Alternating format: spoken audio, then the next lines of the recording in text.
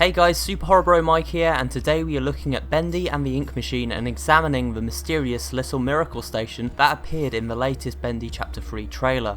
What is this, and what purpose does it serve? Who built them, and why? Before we dive into this theory, remember to subscribe to the channel and hit that bell to be notified every time a new video drops.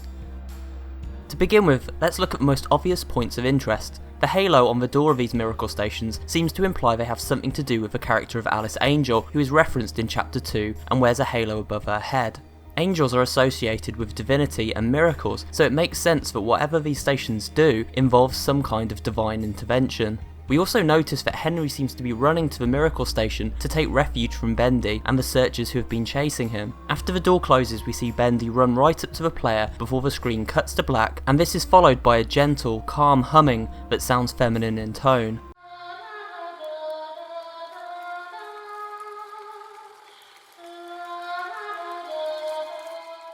Now we have this basic information, let me explain my personal theory on how it all ties together and how these little miracle stations work.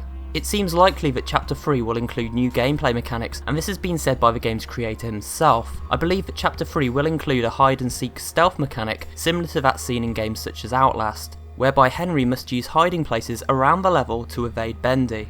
So if this information is correct, then the miracle stations would act as a hiding place for the player, and judging by the way they are presented to us in the latest trailer, this seems very probable indeed. But it is likely they serve a far greater purpose than simply acting as a place to hide. They are called miracle stations after all. So what is this greater purpose? My theory is these stations have two main functions. The first is to act as a safe haven of sorts. Once Henry is inside, he is no longer at risk from enemies. These miracle stations are potentially blessed by Alice Angel, and so it's sort of like staying inside a circle of salt during a demonic ritual. Evil may not enter. After all, we see Bendy running right over to the station in the trailer, but we do not see him entering it to attack Henry. We also hear the sound of what we can assume is Alice Angel directly afterwards, and so that leads me to theorise that Alice actually shows up to ward off Bendy and the searchers once Henry is safely inside a miracle station. This also means that Alice may not take a physical form like Boris and Bendy, but rather act as a divine entity that has the power to protect and revive the player. Revive, you say? Yes. This is the second purpose of these miracle stations, I believe, to revive the player if death occurs. We know from tweets by the Meatly that Chapter 3 will be much longer than previous chapters. With this in mind, there will need to be a place to save your progress. My assumption is that upon entering the miracle station, as well as being kept safe from enemy attacks, Alice will also save your progress, and upon dying, Henry will respawn in the nearest miracle station. This is backed up when we look at one of the Meatly's favourite games, BioShock, a game Bendy and the Ink Machine shares quite a few similarities with. BioShock contains similar safe havens called Vita Chambers, and these serve the purpose of both checkpointing game progress and reviving the player upon death. It seems as though these little miracle stations will do exactly that too. But who built them and why?